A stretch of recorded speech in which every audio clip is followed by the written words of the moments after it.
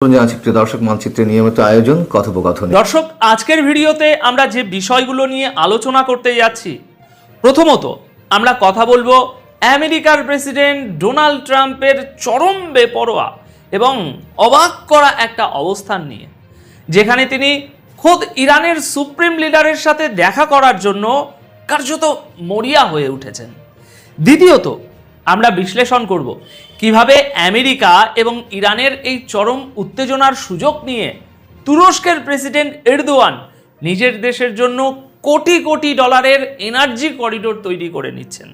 আর তৃতীয়ত আমরা সেই বিস্ফোরক খবরটি নিয়ে কথা বলবো, যেখানে স্বয়ং ডোনাল্ড ট্রাম্প অন ক্যামেরায় স্বীকার করে নিয়েছেন যে তিনি ইসরায়েলের প্রধানমন্ত্রী নেতানিয়াহুকে ফোনে অকথ্য ভাষায় গালিগালাজ করেছেন এবং তাকে রীতিমতো পাগল বলে আখ্যা দিয়েছেন।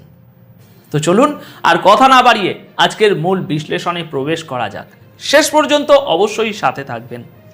দেখুন, বর্তমান পরিস্থিতিতে সবচেয়ে অবাক করা চালটি খেলেছে আমেরিকা, আর সেটা আমরা জানতে পেরেছি গতকাল ৩রা জুনের সন্ধ্যার একটি খবরের মাধ্যমে।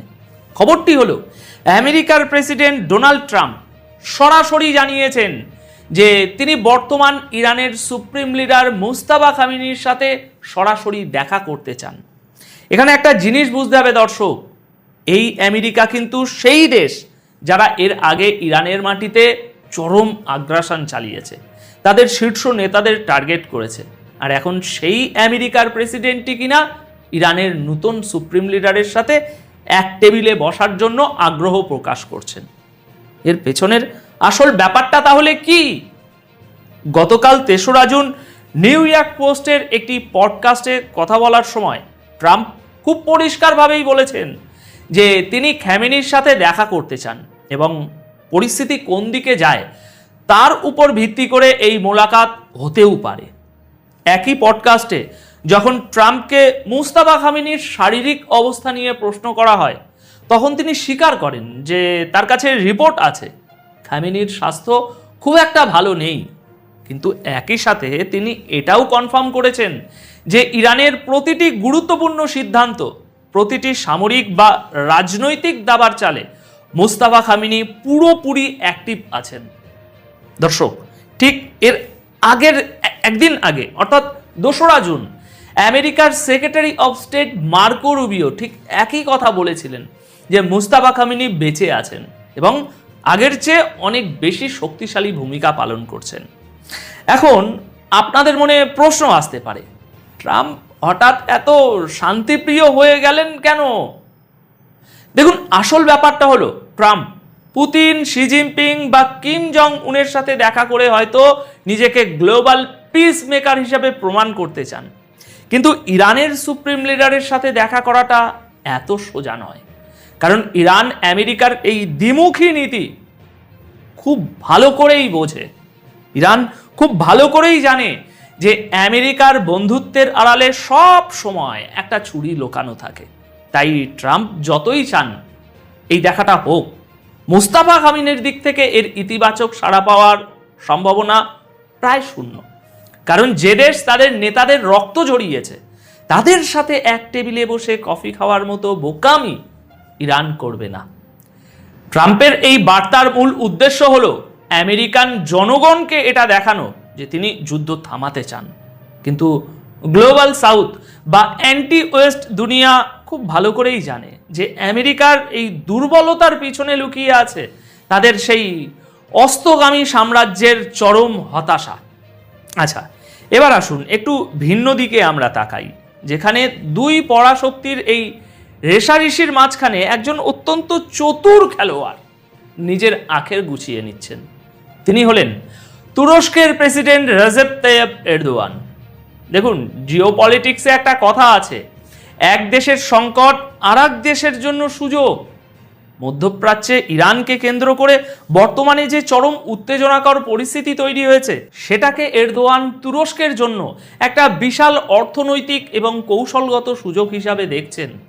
এরদোয়ান সম্প্রতি খুব পরিষ্কারভাবে বলেছেন যে বর্তমান এই যুদ্ধ পরিস্থিতি দুনিয়ার এনার্জি সাপ্লাই বা জ্বালানি সরবরাহের ক্ষেত্রে তুরস্কের গুরুত্ব বহুগুণ বাড়িয়ে দিয়েছে। এখানে পর্দার পেছনের আসল কূটনীতিটা একটু ভালোভাবে বুঝতে হবে দর্শক। বিশ্বের একটা বিশাল অংশের তেল এবং গ্যাস পারস্য উপসাগর এবং হরমুজ প্রণালী হয়ে যাতায়াত করে। এখন আমেরিকা এবং ইরানের মধ্যে যদি কোনো বড় ধরনের সামরিক সংঘাত বাধে, তাহলে ইরান যে কোনো মুহূর্তে হরমুজ প্রণালী পুরোপুরি ব্লক করে দিতে পারে। আর সেটা হলে পুরো ইউরোপ এবং পশ্চিমা বিশ্ব চরম জ্বালানি সংকটে পড়বে। ঠিক এই জায়গাটাতেই এরদোয়ান নিজের চাল দিয়েছেন। তিনি বিশ্বকে, বিশেষ করে পশ্চিমাদের বোঝাতে চাইছেন যে এনার্জি সাপ্লাইয়ের জন্য শুধু একটা নির্দিষ্ট সামুদ্রিক রুটের উপর নির্ভর করাটা চরম বোকামি। এর বিকল্প হিসাবে তুরস্ক নিজেকে এশিয়া, ইউরোপ এবং মিডল ইস্টের মাঝখানে একটা নিরাপদ এনার্জি করিডোর হিসাবে তুলে ধরছে। অনেক তেল ও গ্যাস যা আগে হরমুজ প্রণালী দিয়ে যেত, তা এখন তুরস্কের বিকল্প রুটগুলো ব্যবহার করে সাপ্লাই হচ্ছে। এরদোয়ান জানেন যে জ্বালানির নিরাপত্তা শুধু অর্থনীতির বিষয় নয়, এটা একটা দেশের স্বাধীনতা এবং সার্বভৌমত্বের সাথে যুক্ত। আমেরিকা যখন মধ্যপ্রাচ্যে নিজেদের আধিপত্য ধরে রাখতে গিয়ে বিলিয়ন বিলিয়ন ডলার পোড়াচ্ছে, তুরস্ক তখন সেই যুদ্ধের ডামাডোলের ভিতর দিয়ে নিজেদের ভৌগোলিক অবস্থানকে কাজে লাগিয়ে একটা গ্লোবাল এনার্জি হাবে পরিণত হচ্ছে। এরদোয়ান এই পুরো পরিস্থিতিকে শুধু যুদ্ধের লেন্স দিয়ে দেখছেন না, তিনি দেখছেন কিভাবে আগামী দশকে তুরস্ককে গ্লোবাল সাপ্লাই চেনের এমন একটা অপরিহার্য অংশে পরিণত করা যায় যেন চাইলেও আমেরিকা বা ইউরোপ তুরস্কের উপর কোনো ধরনের চাপ সৃষ্টি করতে না পারে।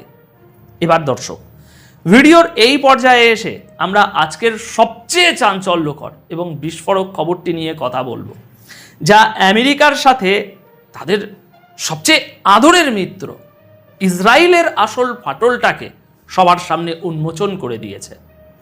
গতকালকের খবর, গতকাল ৩রা জুন ২০২৬ সন্ধ্যায় একটা অত্যন্ত গুরুত্বপূর্ণ ইন্টারভিউয়ের খবর সামনে আসে। এই ইন্টারভিউতে ডোনাল্ড ট্রাম্পকে সরাসরি প্রশ্ন করা হয় যে তিনি কি সত্যি একটা ফোন কলে ইসরায়েলের প্রধানমন্ত্রী নেতানিয়াহুকে অকথ্য ভাষায় গালিগালাজ করেছিলেন এবং তাকে পাগল বলেছিলেন। ট্রাম্প কোনো রকম ভনিতা না করে সরাসরি ক্যামেরার সামনে স্বীকার করে নেন, হ্যাঁ আমি বলেছিলাম। এখানে একটা জিনিস খুব গভীরভাবে বুঝতে হবে দর্শক, যে ইসরায়েলকে বাঁচানোর জন্য আমেরিকা দশকের পর দশক ধরে কোটি কোটি ডলারের অস্ত্র দিয়েছে, জাতিসংঘের যে কোনো প্রস্তাবে নির্লজ্জভাবে ভেটো দিয়েছে, সেই আমেরিকার প্রেসিডেন্ট আজ নেতানিয়াহুকে গালি দিচ্ছেন কেন? কারণ লেবানন ফ্রন্টে ইসরায়েলের চরম বাড়াবাড়ি। নেতানিয়াহু নিজের রাজনৈতিক কেরিয়ার এবং ক্ষমতা বাঁচানোর জন্য পুরো মধ্যপ্রাচ্যকে একটা ভয়াবহ যুদ্ধের দিকে ঠেলে দিচ্ছেন। এক্সিওসের রিপোর্ট অনুযায়ী ট্রাম্প নেতানিয়াহুকে ফোনে রীতিমতো ধমক দিয়ে বলেছিলেন, তুই পাগল হয়ে গেছিস, আমি না থাকলে তুই এতদিনে জেলে থাকতিস, আমি তোর জান বাঁচাচ্ছি। এখন সারা দুনিয়া তোকে ঘৃণা করে, ইসরায়েলকেও ঘৃণা করে। এক্স্যাক্টলি এই কথাগুলোই তিনি বলেছেন। দর্শক, ট্রাম্পের এই কথাগুলো শুধু রাগের বহিঃপ্রকাশ নয়, এটা পশ্চিমা বিশ্বের চরম হতাশার প্রতিচ্ছবি। ট্রাম্প বুঝতে পারছেন যে ইসরায়েলের এই পাগলামি আমেরিকার গ্লোবাল ইমেজ এবং অর্থনীতি দুটোকেই ধ্বংস করে দিচ্ছে। ট্রাম্প চাইছেন কোনো মতে এই মধ্যপ্রাচ্যের যুদ্ধ থেকে পাত্তারি গুটিয়ে বের হয়ে আসতে, কিন্তু নেতানিয়াহু জানেন যে যুদ্ধ থামলেই তাকে দুর্নীতির দায়ে জেলে যেতে হবে। তাই তিনি ইচ্ছাকৃতভাবে এই রায়তা সারা অঞ্চলে ছড়িয়ে দিতে চাইছেন। যদিও ইন্টারভিউয়ের শেষে ট্রাম্প ড্যামেজ কন্ট্রোল করার জন্য বলেছেন যে নেতানিয়াহুর সাথে তার সম্পর্ক এখনো ভালো, কিন্তু আসল সত্যটা হলো আমেরিকা এবং ইসরায়েলের এই তথাকথিত অভেদ্য সম্পর্কে এখন বিশাল বড় একটা ফাটল ধরেছে। গ্লোবাল সাউথ এখন খুব পরিষ্কার দেখতে পাচ্ছে যে পশ্চিমা বিশ্বের ভিতরেই এখন একে অপরকে সহ্য করার ক্ষমতা অবশিষ্ট নেই। দর্শক, এই পুরো বিশ্লেষণ থেকে আমরা একটা জিনিস খুব পরিষ্কারভাবে বুঝতে পারি যে পশ্চিমা বিশ্বের গ্লোবাল হেজিমনি এখন তার শেষ পর্যায়ে এসে পৌঁছেছে। আজ আমেরিকার প্রেসিডেন্ট বাধ্য হচ্ছেন তাদের চিরশত্রু ইরানের সাথে আলোচনায় বসার জন্য। এটা প্রমাণ করে যে বিশ্ব রাজনীতির ভরকেন্দ্র এখন আর ওয়াশিংটনে আটকে নেই, বরং এটা একটা মাল্টিপোলার ওয়ার্ল্ডের দিকে এগোচ্ছে, যেখানে পশ্চিমা ব্লকের পতন চোখের সামনে স্পষ্ট হয়ে উঠছে। তো আজকের এই পুরো জিওপলিটিক্যাল বিশ্লেষণ নিয়ে আপনাদের কি মতামত? আপনাদের কি মনে হয় ট্রাম্প শেষ পর্যন্ত মধ্যপ্রাচ্যের এই ফাঁদ থেকে আমেরিকাকে বের করে আনতে পারবেন, নাকি নেতানিয়াহুর জেদের কারণে আমেরিকা আরও একটা দীর্ঘমেয়াদী যুদ্ধে জড়িয়ে নিজেদের ধ্বংস আরও ডেকে আনবে? আপনাদের মূল্যবান মতামত অবশ্যই কমেন্ট করে জানাবেন। আসসালামু আলাইকুম রহমতুল্লাহি ওয়া বারাকাতুহু। সম্মানিত দর্শক, দেশ কিভাবে চলছে এবং কিভাবে চলবে, দেশের কল্যাণ কিভাবে হবে, কিভাবে উন্নতি হবে, এই বিষয়গুলি নিয়ে সামগ্রিক আলাপ আলোচনা যতটা না হচ্ছে তার চেয়ে বেশি হচ্ছে কোন কোন মন্ত্রী কি কি করছেন, এই মন্ত্রী হলো কি করে, সে এতগুলো মন্ত্রণালয় দায়িত্ব পেল কি করে, এর পিছনে কি কোনো ডিল হয়েছে, টাকা পয়সার লেনদেন হয়েছে, কাউকে কি কিছু দিতে হয়েছে, ইত্যাদি ইত্যাদি নানা রকম নেতিবাচক কথা ঘুরে ফিরে সামাজিক মাধ্যম, টেলিফোনে একে অপরের সঙ্গে আলাপ আলোচনা, চায়ের আড্ডাতে বিএনপি থেকে শুরু করে যারা রাজনৈতিক সচেতন তারা সবাই খুব আলোচনা করছে যে এটা হলো কি করে। এভাবে বেশিরভাগ মন্ত্রীদেরকে নিয়ে নেতিবাচক কথাবার্তা হচ্ছে। দুই চারজন মন্ত্রী যে নেই যারা প্রশংসিত হচ্ছেন বা যাদের একটা একেবারে সাউন্ড রাজনৈতিক ব্যাকগ্রাউন্ড রয়েছে, যেমন যোগাযোগ প্রতিমন্ত্রী যিনি একসময় ছাত্রদলের সেক্রেটারি ছিলেন, ওই মান্ডা এলাকাতে যিনি থাকেন, এই ভদ্রলোককে নিয়ে খুব ইতিবাচক আলোচনা হচ্ছে। তিনি কেবলমাত্র তারেক রহমান সাহেবের গাড়ির সামনে দৌড় দিয়েছেন এই একটা বিষয়ে ছাড়া তাকে নিয়ে নেতিবাচক কথাবার্তা হচ্ছে না। আর একজন ভদ্রলোক আছেন যেমন কৃষিমন্ত্রী যিনি আছেন, তিনি একজন সফল ব্যবসায়ী, কিন্তু তার বিনয়, ভদ্রতা বা স্বাভাবিক যে আচরণ এটা যে কোনো মানুষকেই মুগ্ধ করবে। আবার যে মন্ত্রী এই সাম্প্রতিক পদত্যাগ করলেন, পার্বত্য বিষয়ক যিনি প্রতিমন্ত্রী ছিলেন, তিনি একজন সাবেক যুগ্ম জেলা জজ, অত্যন্ত ভদ্রলোক, জনপ্রিয় মানুষ। এখন এই ভদ্রলোক মানুষ কেন সেই মন্ত্রিত্ব থেকে তাকে পদত্যাগ করতে হলো, কেন তিনি চলে গেলেন, এসব নিয়ে নানা রকম কথাবার্তা, নেতিবাচক কথাবার্তা কিন্তু চলছে।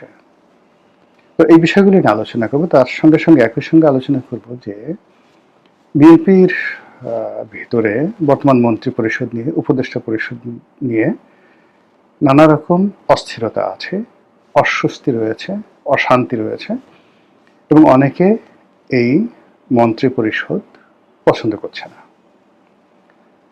তাদের বক্তব্য হলো যে বিএনপির অনেক অনেক ত্যাগী নেতা রয়েছেন যাদেরকে নির্বাচনে মনোনয়ন দেওয়া হয়নি।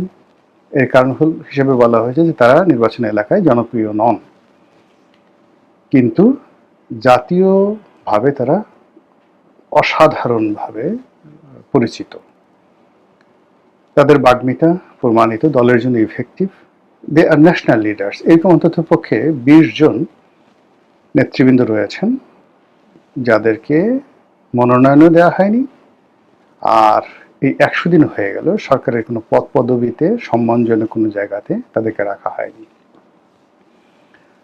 যেমন একটা সময় নজরুল ইসলাম খান, বর্ষিয়ার নেতা, তাকে মন্ত্রী বানানো হয়নি, কিন্তু তাকে রাষ্ট্রদূত করে পাঠানো হয়েছিল কুয়েতে। এরকম আসলে তো সরকারের যদি বলে যে আমি 100 জনকে প্রোভাইড করবো শুধুমাত্র পররাষ্ট্র মন্ত্রণালয়ে, রাষ্ট্রদূতদেরকে প্রতিমন্ত্রী পদ মর্যাদা দিয়ে, উপমন্ত্রী মর্যাদা দিয়ে তাদেরকে পাঠালে বিএনপির অনেক সিনিয়র যারা নেতৃবৃন্দ তারা অখুশি হবে না, কিন্তু এই কাজটি এখনো পর্যন্ত বিএনপি শুরু করেনি।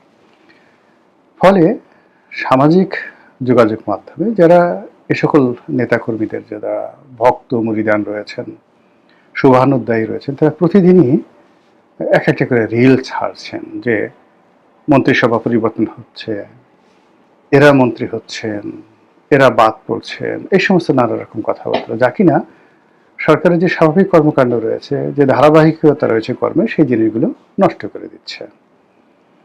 তো সেই দিক থেকে আমার কাছে যেটা মনে হচ্ছে যে সরকারের কাজকর্ম যেভাবে স্থবির হয়ে পড়েছে, যেভাবে মন্ত্রিপরিষদ এবং উপদেষ্টা পরিষদ সহ প্রধানমন্ত্রী কার্যালয়ের যে একটা গ্রুপ যারা লন্ডন থেকে এসেছেন, তারা ক্রমশ দলের পরীক্ষিত নেতাকর্মীদের দ্বারা অসহযোগিতার শিকার হচ্ছেন, ট্রলের শিকার হচ্ছেন, বুলিংয়ের শিকার হচ্ছেন। তারপরে ক্ষেত্র বিশেষে মানে এই সমস্ত লোকরা যখন কোথাও যাচ্ছে, দলের সিনিয়র যারা নেতৃবৃন্দ রয়েছেন তারা মুখ ফিরিয়ে থাকেন, তাদের সঙ্গে কথাও বলেন না এবং পেছনে পেছনে আজে বাজে কথা বলেন, ও কোত্থেকে আসছে, কি আসছে। এর ফলে কি হলো, এই সরকারের মধ্যে একমাত্র প্রধানমন্ত্রী ছাড়া আর কারো নাম সামনে আসছে না। প্রতিটি মন্ত্রী, এমপি, সিনিয়র ধরেন কয়েকজন, মির্জা ফখরুল সাহেব আছেন, তারপরে আমির খসরু মাহমুদ চৌধুরী আছেন, এরকম হাতে গোনা কয়েকজন ছাড়া বাকি সবাইকে নিয়েই কিন্তু ট্রল হচ্ছে, বুলিং হচ্ছে, তাদেরকে নিয়ে গালাগালি করা হচ্ছে। এর কারণ হলো দলের যেগুলো ইফেক্টিভ, মানে মন্ত্রী হয়েছেন কিন্তু 17 বছর রাজপথে ছিলেন না, মন্ত্রী হয়েছেন কিন্তু 11-এর সময় দলের সাথে বেইমানি করেছেন, মন্ত্রী হয়েছেন কিন্তু বিএনপির সাথে কোনো সম্পৃক্ততা নেই, মন্ত্রী হয়েছেন জাতীয়তা আদর্শবাদের সাথে কোনো স্যাক্রিফাইস নেই, মন্ত্রী হয়েছেন সারাক্ষণ ডিজিএফ এর দালালি করেছেন, সারাক্ষণ আওয়ামী লীগের সাথে তলে তলে যোগাযোগ রক্ষা করেছেন, কখন জামাতের সাথে যোগ দিবেন, কখন অন্য ছোট দলে যোগ দিবেন, নানা রকম হিস্ট্রি যাদের আছে, কিন্তু এখন মন্ত্রী হয়ে গেছেন। তো তাদেরকে তো বিএনপির সেই সমস্ত নেতা যারা সত্যিকার অর্থে কারোর সাথে নেগোসিয়েশন করেননি, কারো পয়সা নেননি, জেল খেটেছেন, তারপরে দুর্নীতির অভিযোগ যাদের বিরুদ্ধে নেই, সুদীর্ঘকাল ছাত্র রাজনীতির একটা বর্ণাঢ্য ইতিহাস আছে, সেই সমস্ত মানুষ এদেরকে কেন পাত্তা দেবে বলেন? সেটা তারেক রহমান সাহেবের ঘনিষ্ঠ হন বা জিয়া পরিবারের ঘনিষ্ঠ হন, what ever maybe, does not matter, Bogura বাড়ি হন, এতে কিচ্ছু আসে যায় না। রাজনীতি এমন একটা ব্যাপার, এখানে আসলে নিজের যোগ্যতা বলে টিকে থাকতে হয়। আর মানুষের নেতাকর্মীদের সম্ভ্রম অর্জন করতে হলে এখানে গোপালগঞ্জের লোক হতে হবে, বগুড়ার লোক হতে হবে, ফেনীর লোক হতে হবে, নট লাইক দ্যাট, বা রংপুরের লোক হতে হবে, নট লাইক দ্যাট। ধরুন জাতীয় পার্টির জমানাতে এরশাদ কিন্তু প্রাণান্ত চেষ্টা করেছিলেন তার পরিবারের যারা লোকজন রয়েছেন কাউকে কাউকে রাজনীতির লাইমলাইটে আনার জন্য। একমাত্র জিএম কাদের সাহেব ছাড়া তার পরিবারের আপনজনের কেউ জাতীয় নেতা হতে পারেননি। রংপুর কেন্দ্রিক অনেক নেতা যাদেরকে মন্ত্রী বানানো হয়েছিল এরশাদের জামানাতে, আবার এরশাদ পরবর্তীতে তাদেরকে শেখ হাসিনা সরকারের সুযোগ করে দিয়েছিলেন মন্ত্রী হওয়ার জন্য, কিন্তু তারা কেউ ন্যাশনাল নেতা হতে পারেনি।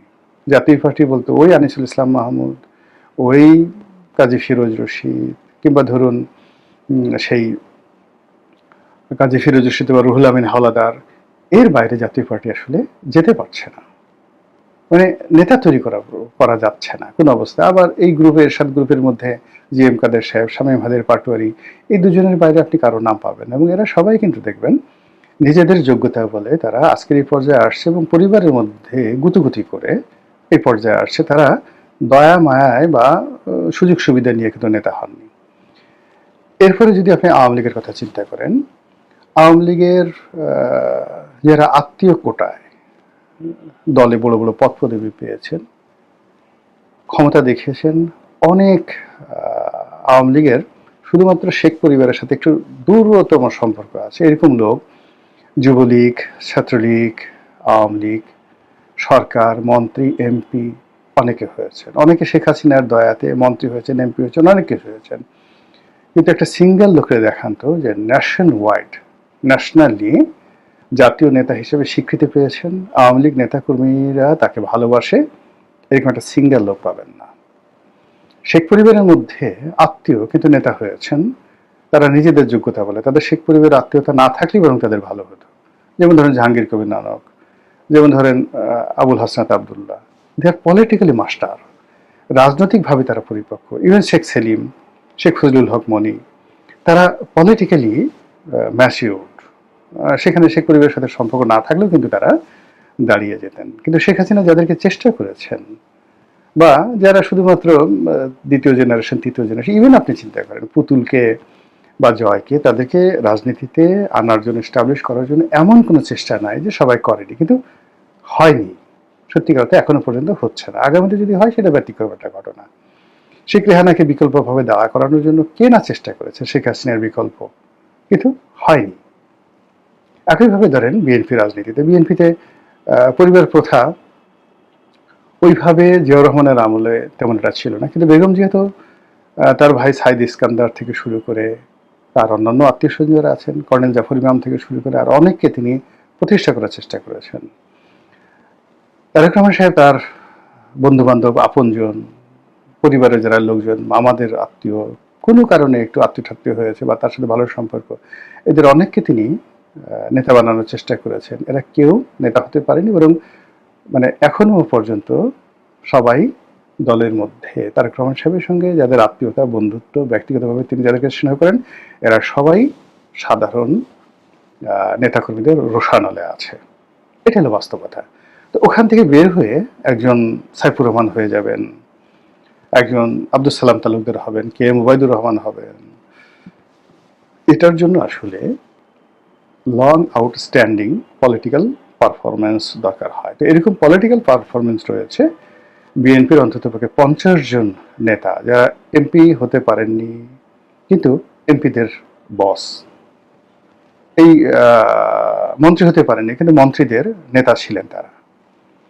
তো সে সকল মানুষকে নিয়ে দলের নেতাকর্মীরা প্রতিদিনই তারা বলছে যে আমার নেতা বা অমুক আজকে মন্ত্রী হবেন, কালকে মন্ত্রী হবেন, পরশুদিন তারা এমপি হয়নি, ওটা হবেন, ওটা হবেন। এটা নিয়ে যে টানাপোড়েন চলছে, সেই টানাপোড়েনটা যদি দীর্ঘকাল চলতে থাকে, সরকার কিন্তু মুখ থুবড়ে পড়বে।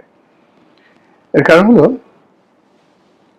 একটি রাজনৈতিক সরকারে কর্তৃত্ববাদী, যেমন ধরেন শেখ হাসিনা আব্দুর রাজ্জাক সাহেবকে একেবারে পছন্দ করতেন না, তোবাইল আহমেদকে তো নাই, আমির হোসেন আমনকেও তিনি শেষ দিকে একসময় তার খুব প্রিয় ছিল, কিন্তু তিনি পছন্দ করতেন না। কিন্তু দলে তাদেরকে পদ পদবি দেওয়া থেকে শুরু করে তাদেরকে মন্ত্রিত্ব দিতে বাধ্য হয়েছিলেন। আবার ধরুন মতিয়া চৌধুরীর অনেক যোগ্যতা, ভীষণ রকম যোগ্যতা, শেখ হাসিনা তাকে খুবই ভালোবাসতেন, কিন্তু আওয়ামী লীগ তার মৃত্যুর পূর্বক্ষণ পর্যন্ত তাকে গ্রহণ করতে পারেনি, কখনো গ্রহণ করতে পারেনি। সেম